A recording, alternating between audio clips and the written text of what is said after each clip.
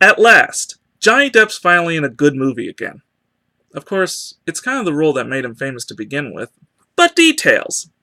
Anyway, Pirates of the Caribbean, Dead Men Tell No Tales, the latest installment to the Pirates of the Caribbean film franchise. We see Johnny Depp return as Captain Jack Sparrow, the sly, witty, drunken pirate anti-hero. This time around, he's aiding Henry Turner, portrayed by Brenton Thwaites, the son of his old ally Will Turner, portrayed by Orlando Bloom, find the Trident of Poseidon in hopes that it will end the curse that was set on Henry's father in the third film, At World's End. They do this with the help of Karina Smith, portrayed by Kay Scodelario, a strong-willed astronomer and horologist searching for her past, who's been sentenced to death for witchcraft because of her intellectualism. Meanwhile, they are pursued by Captain Armando Salazar, portrayed by Javier Bardem, an undead pirate hunter and old foe of Jack's who Jack tricked into the Devil's Triangle years ago and inadvertently freed. They're also pursued by another foe of Jack's, Captain Hector Barbosa, portrayed by Jeffrey Rush, who struck a deal with Salazar in return for Salazar sparing Barbosa's ships. So what works for this installment? Let's start with Captain Jack's role. In this, he takes a step back from being the undisputed hero of the series and goes back to his role as the plucky sidekick to the real hero, who is Henry Turner, who, as I established before, is the son of the original hero of the franchise, Will Turner.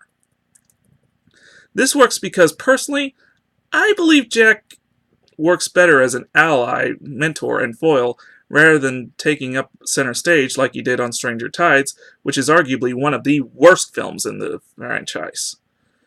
It just goes without saying, Jack Sparrow works better as an ally and comedic foil rather than the lead. This leads us to our main hero, Henry Turner. Who decided to cast Jonas from the 2014 film adaptation of The Giver as the son of Will Turner? Because whoever you are, if you're watching this, you are a genius. Justin Thwaites is remarkable as the son of Will Turner. He reminds me so much of the character from the first three films, it's uncanny. I mean, I was absolutely convinced he was the son of Will Turner and Elizabeth Swann. And while we're on the subject, let's talk about the heroine of this entry, Karina Smith. It's nice to have a heroine of this caliber. From what I understand, the filmmakers were trying to make her a stronger character in comparison to Keira Knightley's Elizabeth, in not making her a traditional damsel in distress. While I appreciate that, I don't quite understand the motivations behind it, if that were indeed their motivations.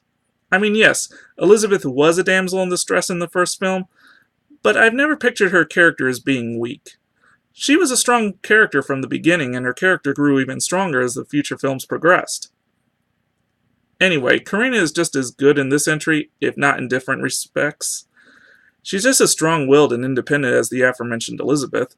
The only way she's a step up to Elizabeth is her intellectual capacity. She's a scholar, a scientist, and a genius. Her brain is where her true strength lies, and that's a good thing. She definitely hasn't that extra characteristic that separates her from the previous heroine. However, it's not much of an improvement if you stop to think about it, but still a high point regardless.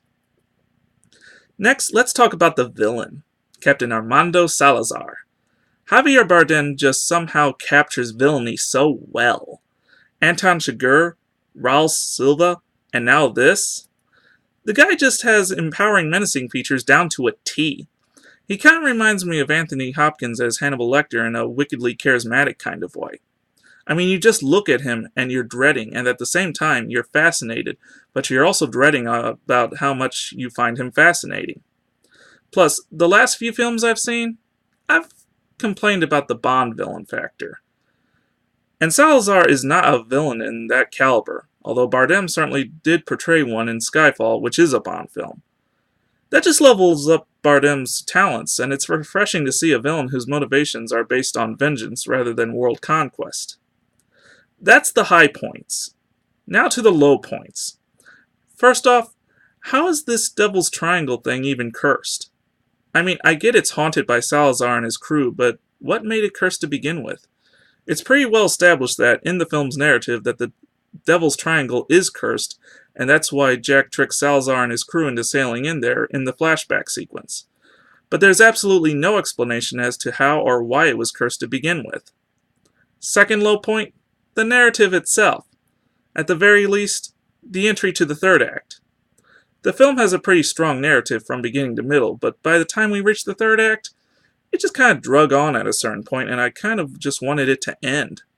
Don't get me wrong, the climactic battle was certainly well worth the wait, but there was a point I was growing a little impatient.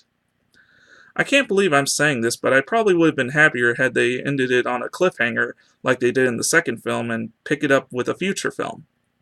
They could have done that, and I'd be all the more happier for it. That being said, I'm glad that it ended the way it did, even if it was a bit of a wait.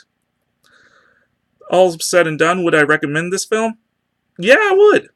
Like I said before, it's a vast improvement to the last film of the franchise. It's nice to see Jack Sparrow take a step down from hero and back to sidekick. It's refreshing to see a member of the Turner family back in the saddle. Plus, the heroine's a wonderful addition as well.